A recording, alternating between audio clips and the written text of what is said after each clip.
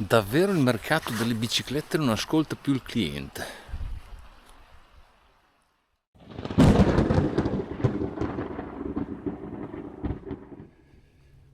La bike industry non ci sente, ragazzi, non ci sente.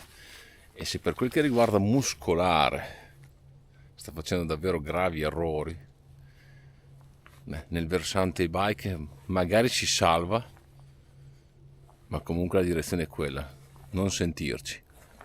E sarebbe davvero una cosa semplice da realizzare. Freschino oggi. Ragazzi, buongiorno, bentornati sul mio canale. Oggi proviamo a dare qualche dritta a questa bike industry che davvero penso proprio che stia facendo di tutto per farci passare la voglia di acquistare delle biciclette. Ok, nel mio settore parliamo soprattutto di e-bike, un settore che comunque, e questo è importante chiarirlo, ha avuto un calo, ma è abbastanza stabile. Non risente di questa crisi come la classica bicicletta muscolare, la classica mountain bike muscolare, dove la crisi si sente davvero tanto. Quindi, tra virgolette, noi siamo salvi da queste problematiche. Però, e questo è sotto l'occhio di tutti, quante biciclette invendute ci sono in questo periodo?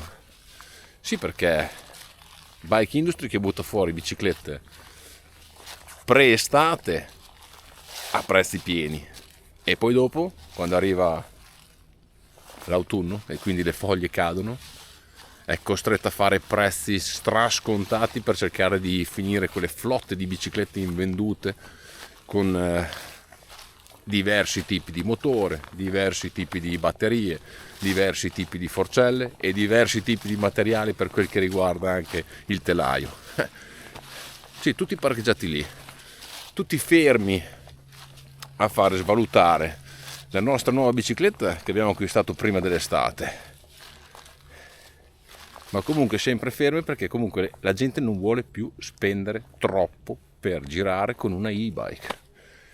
I marchi blasonati, adesso ne cito due: Santa Cruz, Specialized, ma ce ne sono anche tanti altri, che sono quelli dove hanno un nome per quello che hanno fatto negli anni, per i loro telai, per il loro modo di costruire le biciclette, per la loro qualità. Pagano lo scotto di gravi errori che hanno fatto in passato e di prezzi elevatissimi che non vogliono assolutamente calare.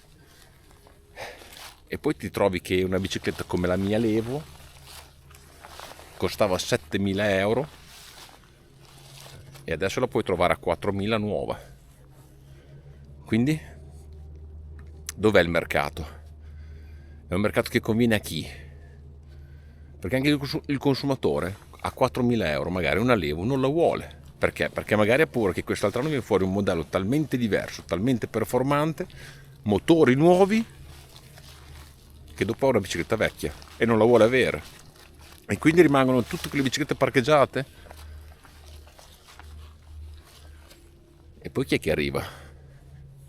Chi è che arriva a scombussolare un po' il mercato? Questo mercato che magari fino adesso riusciva a cavarsela. Si sono infilati loro. Si presenta la Cina. Una Cina che nell'arco di un anno e mezzo si prende una grandissima fetta di mercato. Attenzione, una Cina che è sempre stata presente in questo mercato. A Eurobike quest'anno ho visto veramente distese di materiale proveniente dalla Cina, distese di biciclette costruite in Cina. Il problema è che finora la Cina era nascosta dietro ai grandi marchi, nel senso che i grandi marchi producevano spostando la produzione dei loro particolari in Cina e poi facendoli ritornare a casa per vendere. Adesso la Cina decide di costruire le sue biciclette. Compaiono marche che non si erano mai sentite e soprattutto entra nel mercato un colosso che fino a ieri faceva degli elicotterini, dei droni, faceva delle videocamere. Esatto, proprio lui. Sto parlando di DJI. È entrato sfruttando quel know-how che ha sui motorini dei droni e lo applica agli IMTB, che proprio è un mercato completamente diverso, è un mercato che non è assolutamente semplice da esaudire. È un mercato che ha presentato negli anni tante problematiche di affidabilità e di gestione delle potenze, motori scorbutici, gente che vuole un certo tipo di pedalata, gente che cerca più fluidità, gente invece che vuole arrampicarsi dappertutto.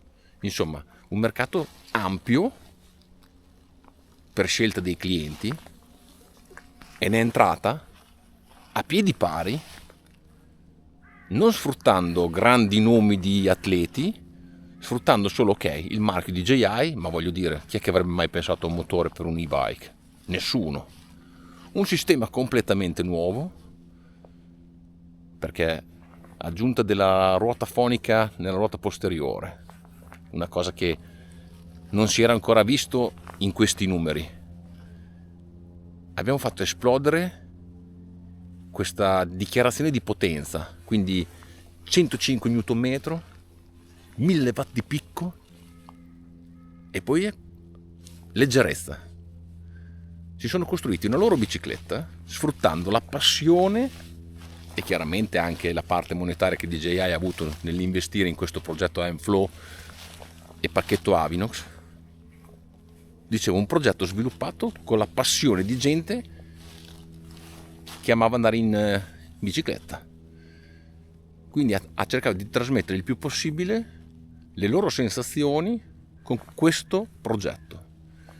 Ci sono riusciti? Beh, io penso che inizialmente non è stato così semplice. Il problema è che hanno avuto la possibilità di appoggiarsi a testate giornalistiche, qualche youtuber, insomma persone tra virgolette del settore, ma non a livelli competitivi, a livelli che una persona come me ha interesse a utilizzare un mezzo del genere tutti i giorni. L'importante è cercare di fare un mezzo che sia il più flessibile possibile, che sia il più affidabile possibile e che sia soprattutto a un prezzo contenuto. Diciamo, sul discorso prezzi si può fare di meglio. E infatti secondo me il 2026 sarà un anno dove questa potenza, questa affidabilità e questa leggerezza che DJI, che il sistema Avinox, che questa Aimflow ha portato nel 2025, verrà importato su altre biciclette, quindi il sistema Avinox portato su altre biciclette che andranno appunto a colmare magari quel discorso prezzi, portandola a un livello più a portata di persona. Ragazzi, ci stanno bombardando fino ad oggi solo ed esclusivamente di tecnologia. Non vi rendete conto? Cioè fanno tutto per sviluppare la tecnologia da applicare ai nostri IMTB, ma quello che vi serve davvero in questo momento non è la tecnologia. In questo momento è avere una scrematura di modelli, avere dei modelli che costano poco, che vanno bene, che siano affidabili e che abbiano una garanzia alle spalle che il consumatore può utilizzare nel caso ci siano delle pecche. L'idea di creare una propria bicicletta con il proprio motore è stata una scelta vincente. Hanno potuto sponsorizzare questa bicicletta nella miglior maniera possibile. Non hanno preso una bicicletta di un grande marchio e gli hanno applicato il loro motore. Adesso lo fanno. Adesso che sanno che quel motore è affidabile. Poi è chiaro, vedete nei social, li trovate, errore per contatti bagnati. Ok, è un anno e mezzo che sono davvero nel mercato. Può succedere, vedrete che miglioreranno. Le prove di impermeabilità sono state fatte. Però chi è che non ne soffre? Chi è che compra biciclette da 10-15 mila euro e cambia dei motori come se fosse del pane. A tutti succede. Però, e dico però, l'hanno fatto stando coi piedi per terra. Non hanno utilizzato la forza del media oppure raccontando promesse incredibili. Hanno provato, hanno usato questo 2025 piano piano, perché non hanno invaso il mercato, non hanno spedito vagonate di Aimflow in giro per Italia, Germania, Europa in generale. Hanno provato un po' di qua, poi hanno provato un po' di là, stanno avendo i feedback. Parli con i rivenditori e la cosa che impressiona è la reattività. Ci sono dei problemi firmware, ci sono dei problemi di componenti. Beh, non se ne sente parlare molto. Chi è che ha fatto realmente qualcosa per cercare di evitare il consumo di catena, pacco pignoni a queste potenze? Beh, l'hanno fatto loro e l'hanno fatto anche relativamente in fretta, perché tutti hanno quella paura lì, il consumo dei componenti. Beh, loro comunque hanno già fatto un piccolo accrocchio software che ti abbassa la potenza in fase di cambiata. Complimenti. Chi è che ci aveva pensato? Boh. Non mi sembra di aver sentito grandi lodi per grandi marche che ci hanno pensato prima di loro. Chi è che ha avuto l'idea di questa batteria integrata per cercare di avere una bicicletta intorno ai 22 kg? Mentre gli altri pensano alla batteria che è estraibile per favorire il cliente, per non avere il problema di portarsi la bicicletta in giro, beh, loro hanno detto va bene, noi adesso usciamo con questo e poi vediamo come va il mercato. Magari qualcuno in futuro penserà alla batteria estraibile. È una pecca per me non avere la batteria estraibile, ve l'ho detto. Però hanno sfruttato quel fattore per dichiarare un peso basso.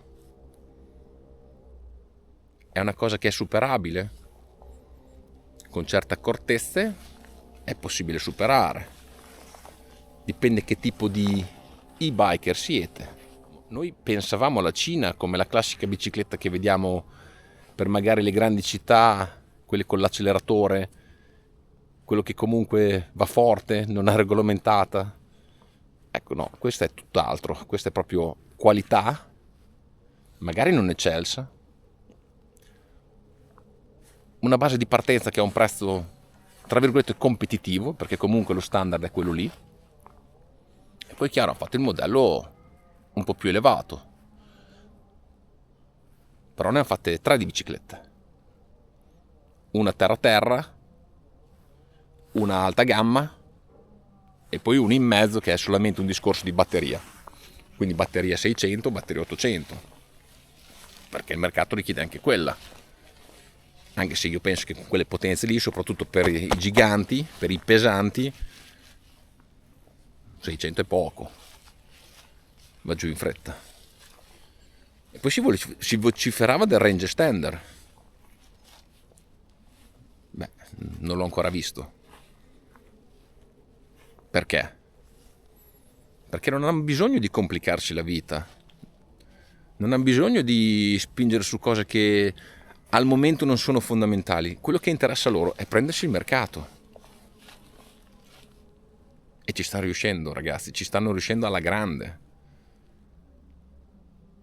Tutte le marche che verranno fuori in questo 2026 che fornite da Avinox avranno più chance di vendere. È un dato di fatto. C'è tanta gente che aspetta quello. Poi è chiaro, alcuni contestano com'è la pedalata di quella bicicletta. Sì, ha più effetto magari motorino, ma la gente rimane sorpresa, è contenta, è così. È una sua peculiarità. I cinesi comunque, voglio dire, appoggiavi i piedi, tutte le biciclette partivano. Sì, lavoreranno magari per dare una sensazione diversa, ma la gente ride quando sale su una bicicletta del genere. E soprattutto sa che se succede qualcosa ha dietro un colosso. Se succede qualcosa non hai speso 15.000 euro, Bisogna arrivare a un modello di vendita più terra a terra. Poi è chiaro, c'è lo specialista, c'è il campione, c'è quello che comunque vuole esagerare. Che si faccia la bicicletta come vuole. Uno prende una M-Flow e poi comincia a mettergli i componenti che vuole. C'è tanti che l'hanno fatti nel web. La bicicletta da 15.000 euro te la puoi creare. Ma alla fine ti dimostrano che la base di partenza è stato il comparto motore, batteria, display. La bicicletta non è niente di speciale. Lo dicono tutti. Tutte quelle che stanno uscendo adesso di biciclette vanno a lavorare sul telaio. Ma perché? Perché la base di partenza è il motore. È lì che hanno lavorato, non che stanno ancora lavorando, perché 2026 potrebbe esserci un upgrade, un nuovo motore. E allora la paura di molti è quella. Ecco, adesso ci invadono il mercato e-bike e adesso troveremo, come DJI fa con i droni, ogni anno un modello nuovo, ogni anno un'uscita nuova di cose. È vero. Ultimamente poi DJI sta lavorando in una maniera pazzesca in tutti i campi elettronici. Cioè, fanno anche gli aspirapolveri del pavimento adesso, quindi una cosa incredibile. Tornando al mercato e-bike, sì, magari ci riempiranno di motori ogni anno sempre più performanti, magari faranno innovazioni di un altro tipo, non so che cosa ci aspetterà.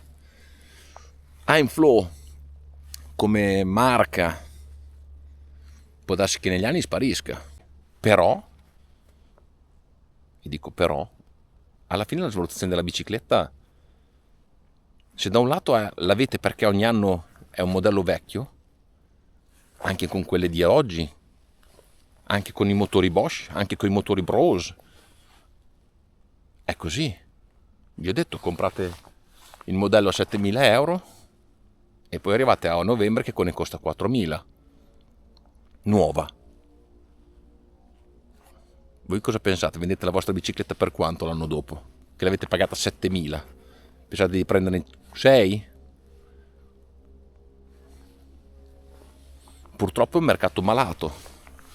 È un mercato dove o tiriamo il freno a mano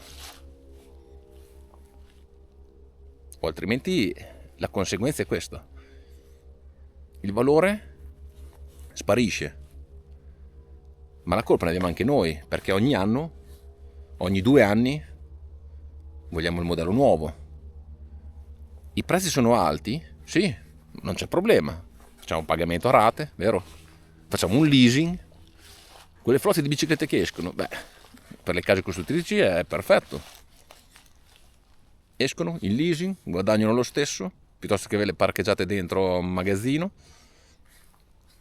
Poi gli rientrano. Adesso le rivendono come seconda mano, hanno comunque guadagnato.